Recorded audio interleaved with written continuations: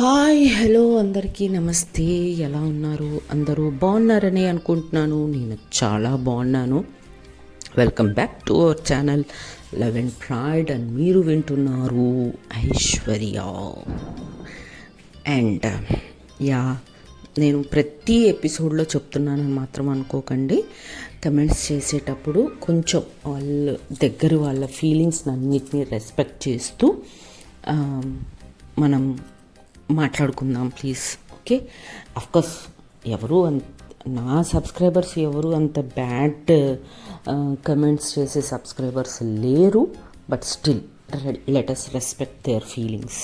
Okay okay this is about the comment section. Okay, so అందరికీ ఈ story నచ్చుతుందని అనుకుంటున్నా.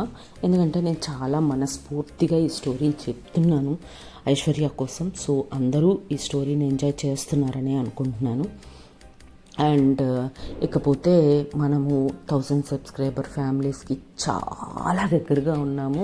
సో ప్లీజ్, కొత్తగా వింటున్నారు అంటే ఒక్క సబ్స్క్రిప్షన్ చేయండి. పెద్ద సబ్స్క్రిప్షన్ చేయడానికి మనకు డబ్బు ఖర్చు అయ్యేది లేదు, ఏమీ లేదు.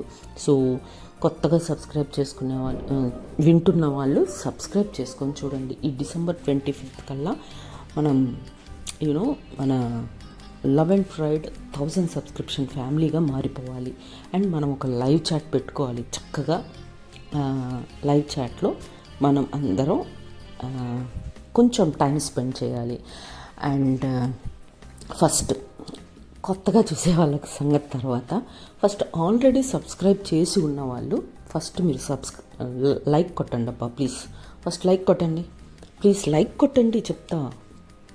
అరే లైక్ కొట్టండి అబ్బా. 5 seconds వెయిట్ చేస్తా, ఓకేనా? 1 2 3 4 5 కొట్టారా? అబ్బా, ఇంకా కొంతమంది కొట్టలేదు చూసారా? ప్లీజ్ కొట్టండి.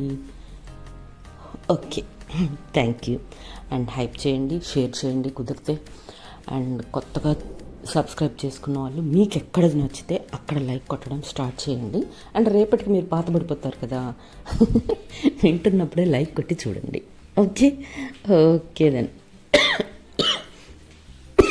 ఎందుకు వీళ్ళు ఊరికే లైక్ గురించి ఇంత కష్టపడుతున్నారు అంటే, ఎంత ఎక్కువ లైక్ ఉంటే అంత ఎక్కువ రీచ్ పోతుంది స్టోరీ. అందుకు లైక్స్ అడుగుతాం యాక్చువల్గా. ఓకే, సో ఓకే, హైప్ కూడా చేయండి ప్లీజ్. సో దట్ హైప్ వల్ల కూడా మనకి మన ఫ్యామిలీ చాలా పెద్దగా పెరిగిపోతుంటుంది. అండ్ అలా పెరిగినప్పుడే మాలాంటి వాళ్ళకి ఎంకరేజింగ్గా ఉంటుంది కొత్త కొత్త స్టోరీస్ చెప్పాలి అని. ఓకే, ఇకపోతే నిన్న నాకు బర్త్డే విషెస్ చెప్పిన ప్రతి ఒక్కరికి నా హృదయపూర్వక ధన్యవాదములు.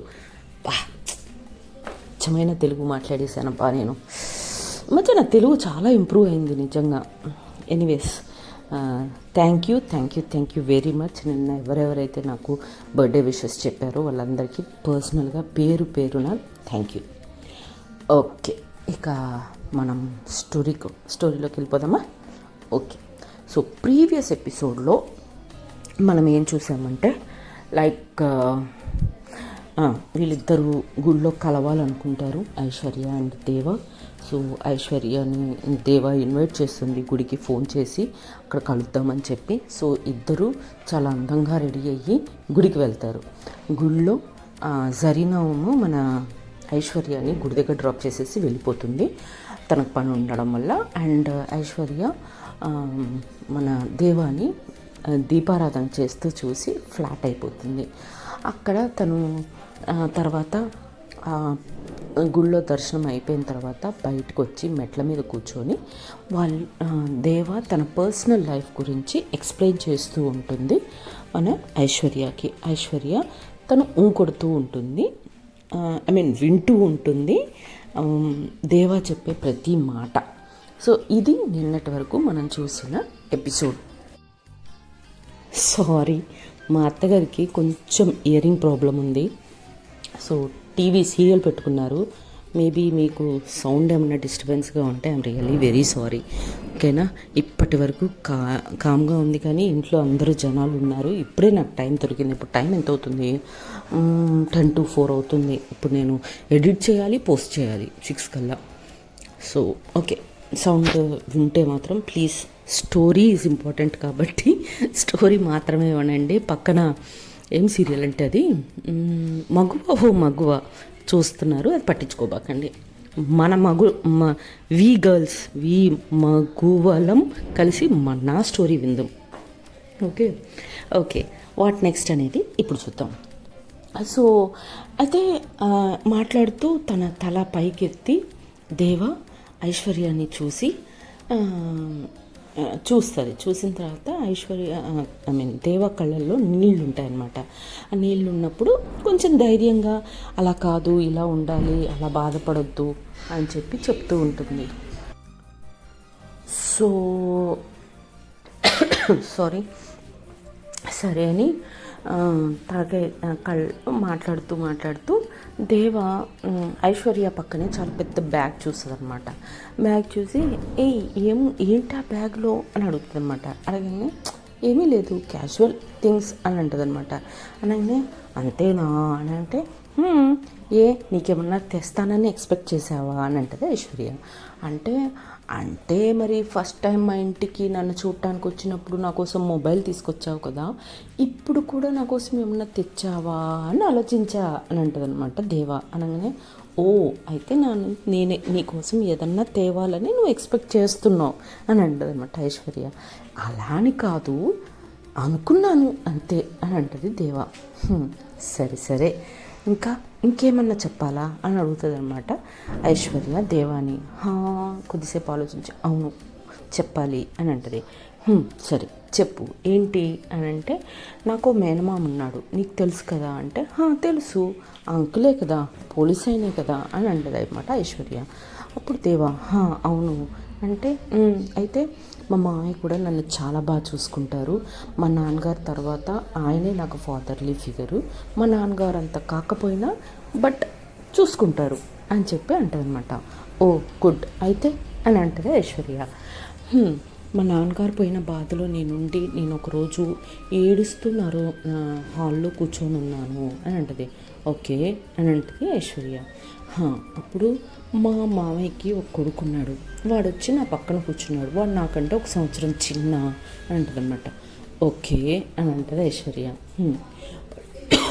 సారీ, వచ్చి నా పక్కన కూర్చొని వాడు నన్ను ఓదారుస్తున్నట్టుగానే ఓదారుస్తూ నాకు ముద్దు పెట్టడానికి ట్రై చేశాడు అని చెప్పుద్ది అనమాట.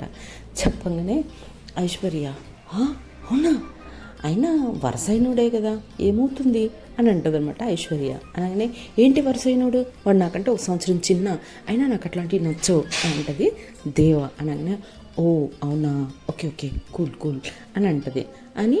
అన్న కొద్దిసేపటికి మళ్ళీ దేవాకి వాళ్ళ నాన్నగారు గుర్తొచ్చి మళ్ళీ కళ్ళల్లో నీళ్లు తిరుగుతూ ఉంటాయన్నమాట.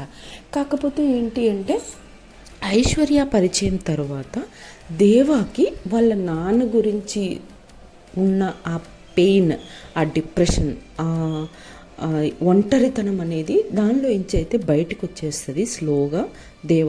అది ఐషుకి అర్థమవుతుంది. ఓకే, నా ఫ్రెండ్షిప్ తన్ని కొద్దిగా మారుస్తుంది అని చెప్పి. సో ఆ మూడ్లోంచి బయటకు తీసుకురావడానికి అప్పుడు తన కవర్లో ఓకే దేవా కళ్ళు మూసుకో అని అంటది అనమాట.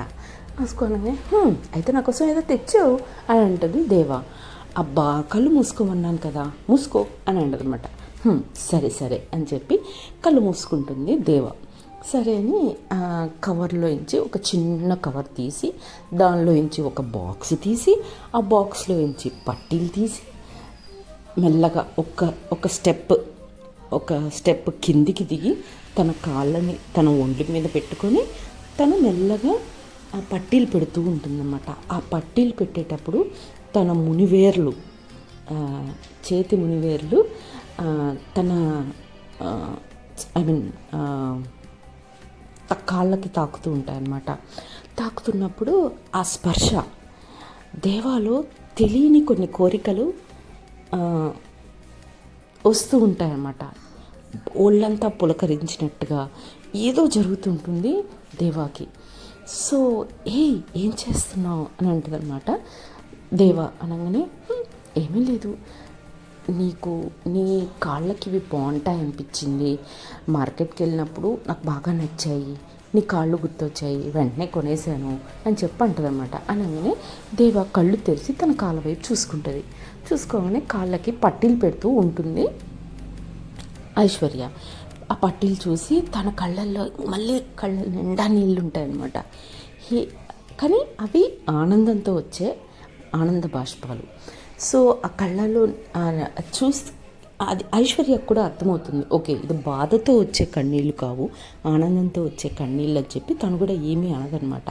నచ్చాయా అని మాత్రం అడుగుతుంది. నచ్చాయి అని చెప్పి చాలా బాగున్నాయి, నాకు పట్టీలు అంటే చాలా ఇష్టం, మా నాన్నగారికి కూడా చాలా ఇష్టం, మా నాన్న నాకు ఇలానే పట్టీలు కొనిచ్చేవాడేమో అని చెప్పి మళ్ళీ వాళ్ళ నాన్న గురించి మాట్లాడుతుంది అనమాట. కానీ అంత డెప్త్ ఉండదు మాటల్లో, లైట్ వెయిటెడ్గా పోతూ ఉంటాయి మాటలు ఇప్పుడు. ఎందుకు అంటే ఆ పెయిన్ ఎప్పుడైతే ఐశ్వర్యకి తన మనసులో ఉన్న బాధ మొత్తం చెప్పేసుకుంటుందో తన బాధ తగ్గిపోతుంది. అంతే కదా, మనం ఒకరికి మన బాధ షేర్ చేసుకున్నప్పుడు మన బాధ తగ్గిపోతుంది. సో ఆ పరిస్థితి అలా ఉందన్నమాట దేవాకి. సో అలా పట్టీలు పెట్టాక చాలా థ్యాంక్స్ చెప్తుంది. తర్వాత తను మల్లెపూలు కూడా తెచ్చింది కదా, మల్లెపూలు ఆల్రెడీ మన దేవ పెట్టుకొని వచ్చింది. సో మల్లెపూలు కూడా తీసి మరి మల్లెపూలు ఏం చేద్దాం అని అమాయకంగా అడుగుతుంది ఐశ్వర్య. అనగానే నేను ఆల్రెడీ పెట్టుకొని వచ్చాను కదా మరి ఎట్లా అని అంటది దేవ. అనగానే సరే ఏం కాదులే, సగం సగం చేస్తాను, నువ్వు సగం పెట్టుకో నేను సగం పెట్టుకుంటా అని అంటది ఐశ్వర్య. సరే అని మధ్యలోకి హాఫ్ చేస్తాను అనమాట. చేసిన తర్వాత ఐశ్వర్య దేవ ఐశ్వర్యకి పూలు పెడతారు. పెట్టుకున్న తర్వాత సరే ఇక వెళ్దామా అని చెప్పి ఇంకిద్దరు గుళ్ళోంచి బయటకు వస్తారనమాట.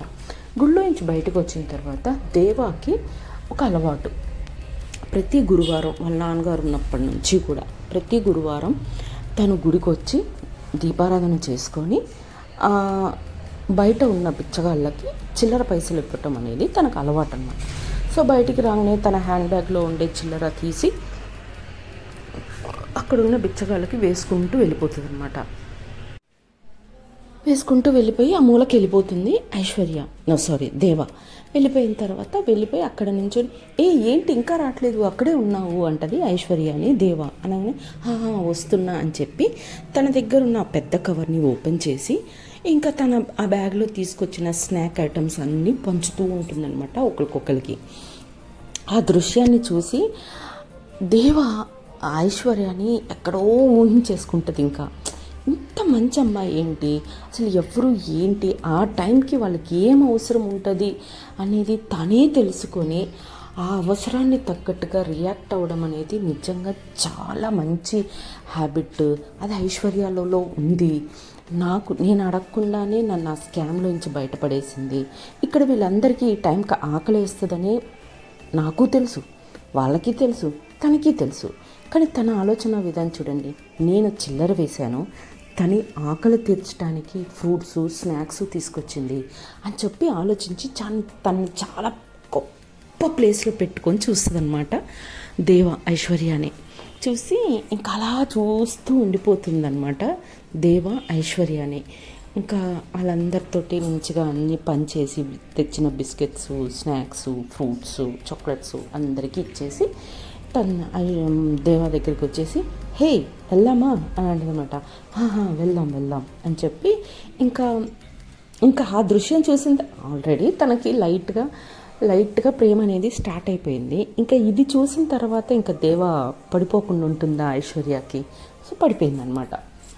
ఇంకా కొంచెం ముందుకు వెళ్ళిన తర్వాత ఇంకా బ్రేక్ఫాస్ట్ టైం అవుతుంది కదా, అగో ఎదురుగా హోటల్ ఉంది, వెళ్ళి టిఫిన్ చేసేద్దామా అని చెప్పి ఐశ్వర్య అడుగుతుంది. కానీ దేవాకి బయట తినడం కానీ హోటల్స్లో ఎమర్జెన్సీ అయితే తప్ప అలా తినడం ఇష్టం ఉండదన్నమాట. హోటల్లో నా వద్దు అని అంటదన్నమాట. నేను ఉంటాను కదా అని అంటే అయినా అమ్మ ఎదురు చూస్తూ ఉంటుంది, ఇప్పటికే చాలా లేట్ అయిపోయింది, ఇంటికి వెళ్దాం, ఇంట్లోనే తిందాం మేము ప్లీజ్ అని అంటదన్నమాట. అండ్ ఐశ్వర్యకి వాళ్ళ ఇంటికి వెళ్ళడం ఇష్టం లేదు, కానీ దేవాని బాధ పెట్టడము ఇష్టం లేదు. అవునా, అలానా, సరే అయితే పద అని చెప్పి ఇంటికి తీసుకెళ్తామన్నమాట. ఇద్దరు కలిసి ఇంటికి వెళ్తారు. ఇంటికి వెళ్ళేసరికి వాళ్ళమ్మ ఎదురు చూస్తూ ఉంటుందన్నమాట. జనరల్గా ఇంత లేట్గా రాదు కదా, ప్రతి గురువారం తొందరగా దీపారాధన చేసుకొని వచ్చేయటమే కదా, బట్ ఈరోజు ఏంటి ముచ్చట్లు అయినాయి కదా, లేట్ అయిపోయింది. సో ఇంటికి రాగానే వాళ్ళ అమ్మ అడుగుతుంది, ఏంటమ్మా ఈరోజు లేట్ అయింది అని అడుగుతుంది దేవ వాళ్ళ మదర్. ఏం లేదమ్మా, ఐశ్వర్యాన్ని కూడా గుడికి రమ్మన్నాను, సో అక్కడే కొద్దిసేపు కూర్చొని మేము మాట్లాడుకునేసరికి లేట్ అయిందమ్మా అని చెప్పి అంటారనమాట. ఓ అవునా, మరి ఐశ్వర్య ఇది అనగానే అదిగో వస్తుంది అని చెప్పి తిరిగేసరికి ఐశ్వర్య లోపలికి వస్తూ ఉంటుందన్నమాట. నమస్తే ఆంటీ అని చెప్పి ఐశ్వర్య అంటుంది. నమస్తే అమ్మ, రా రా రా, ఎన్ని రోజులైందమ్మా నిన్ను చూసి, నీకు ఎప్పటి నుంచో థ్యాంక్స్ చెప్దాం అనుకుంటున్నాము, అస్సలు కుదరట్లేదు.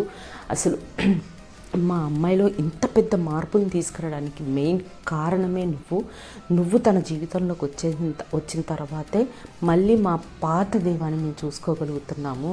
అసలు ఇలా ఉండేది కాదమ్మా దేవా అని చెప్పి ఇంకా దేవా గురించి చెప్పటం మొదలు పెడుతుంది వాళ్ళమ్మ. ఇట్లా ఉండేది, చాలా యాక్టివ్గా ఉండేది, చిన్నప్పుడు బాగా అల్లరి చేసేది, అసలు ఒక చోట కూర్చునేది కాదు, వాళ్ళ నాన్నతో గొడవ పెట్టుకొని డ్యాన్స్ నేర్చుకుంది, గొడవ పెట్టుకొని కరాటే నేర్చుకుంది, చాలా మంచి అమ్మాయి. అసలు అలా ఉండే అమ్మాయి ఒక్కసారిగా వాళ్ళ నాన్నని కోల్పోయేసరికి డిప్రెషన్లోకి వెళ్ళిపోయి ఒక్కళ్ళతో కూడా మాట్లాడకుండా అయిపోయిందమ్మా. అలాంటి నా కూతుర్ని మళ్ళీ నాకు తిరిగిచ్చావు అని చెప్పి గ్రాటిట్యూడ్తో మాట్లాడుతూ ఒక గ్రాటిట్యూడ్ ఉంటుంది కదా మనకి. సో ఆ కృతజ్ఞతాభావం, తెలుగులో వర్డ్ వచ్చిందమ్మా, ఆ కృతజ్ఞతాభావంతో మాట్లాడుతూ ఉంటుంది దేవ వాళ్ళ అమ్మ ఐశ్వర్య దగ్గర. సో అయ్యా ఇట్స్ ఓకే ఆంటీ, పర్లేదు, అది మొహమాట పడుతూ ఉంటుంది ఐశ్వర్య. ఎందుకంటే ఐశ్వర్యకి వాళ్ళ ఇంటికి రావడం ఇష్టం లేదు, ఎందుకంటే తనంత ఫ్రీగా ఫీల్ అవ్వదు కాబట్టి. సరే అని లోపలికి వచ్చి కూర్చుంటారు. కూర్చున్న తర్వాత సరే అమ్మా మీరు కాళ్ళు చేతులు కడుక్కోండి, నేను మీకు వడ్డించేస్తాను అని చెప్పేసి ఇంకా టిఫిన్ తీసుకొచ్చి అక్కడ పెడుతుందన్నమాట. పెట్టేసి ఐశ్వర్యకి ఇచ్చేసి బిఫోర్ దట్ ఇలా మాట్లాడుతూ ఉంటే మాట్లాడుతున్నప్పుడు ఆంటీ నేను మిమ్మల్ని ఒకటి అడగొచ్చా అని అడుగుతుంది ఐశ్వర్య. అనగానే చెప్పమ్మా ఏం కావాలి అని అడుగుతుంది ఐశ్వర్య. అనేసరికి దేవ వాళ్ళ అమ్మ. అనగానే ఐశ్వర్య, నేను మిమ్మల్ని ఆంటీ అని కాకుండా అమ్మ అని పిలవచ్చా అని అంటదనమాట. అనగానే అలా అనేటప్పుడు ఐశ్వర్య కళ్ళల్లో నీళ్లు కనబడతాయి దేవాకి. ఆ దేవ అది అబ్జర్వ్ చేస్తుంది అనమాట. చేయగానే దేవ వాళ్ళ మదర్, అయ్యయ్యో దాందేముందమ్మా, నాకు దేవా ఎంతో నువ్వు అంతే, అమ్మానే పిలువు అని చెప్పి అంటదనమాట. ఇంకా అప్పటి నుంచి దేవ వాళ్ళ మదర్ని కూడా అమ్మ అని పిలవటం మొదలు పెడుతుంది ఐశ్వర్య. సరే అని చెప్పేసి ఇంకా టిఫిన్ టైంకి ఇంకా తను ఏవో స్పెషల్స్ చేస్తారు, ఇంకా స్పెషల్స్ తీసుకొచ్చి అక్కడ పెట్టేసి ఐషుకి పెట్టి ఇచ్చి కూతురికి తినిపించాలని చెప్పి తినిపించబోతుంటే, లేదమ్మా ఆ ప్లేట్ నాకు ఇచ్చేసేయి, నేను తింటాను, ఐషుకి తినిపించు అని చెప్పి అంటదనమాట. ఎందుకు, దేవా కళ్ళల్లో నీళ్లు చూసింది అమ్మ అని పిలిచేటప్పుడు. సో దేవాకి ఏదో ఫ్లాష్ బ్యాక్ ఉంది, అదేంటి అనేది తనకి అసలు దేవాకి ఐషు గురించి ఒక్క ముక్క తెలియదు, అసలు ఏమీ తెలియదు.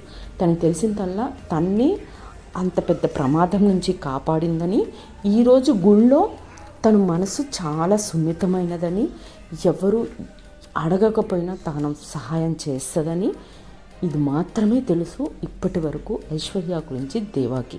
అంతే తప్ప తన బ్యాక్గ్రౌండ్ ఏంటి, తన పేరెంట్స్ ఎవరు, తన చిన్నతనం ఎలా గడిచింది, తను పెద్ద అయ్యాక అసలు ఇప్పుడు ఏం చదువుతుంది, ఏమీ తెలియదు తనకి. ఇంకా తన గురించి తనకి చెప్పిందే కానీ తన గురించి తను తెలుసుకోలేదు ఇంకా. కానీ ఆ చిన్న అమ్మ అని పిలిచి అప్పుడు కళ్ళల్లో నీళ్లు మాత్రం చూసి ఏదో ఉంది తనకి ఫ్లాష్ బ్యాక్ అన్న మాత్రం అర్థమవుతుంది దేవాకి.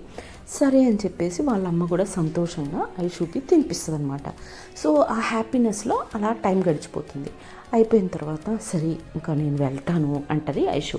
లేదు లేదు, సాయంత్రం వరకు నువ్వు ఇక్కడే ఉండాలి, ఈరోజు నాతో టైం స్పెండ్ చేయి ప్లీజ్ అని అంటది అనమాట.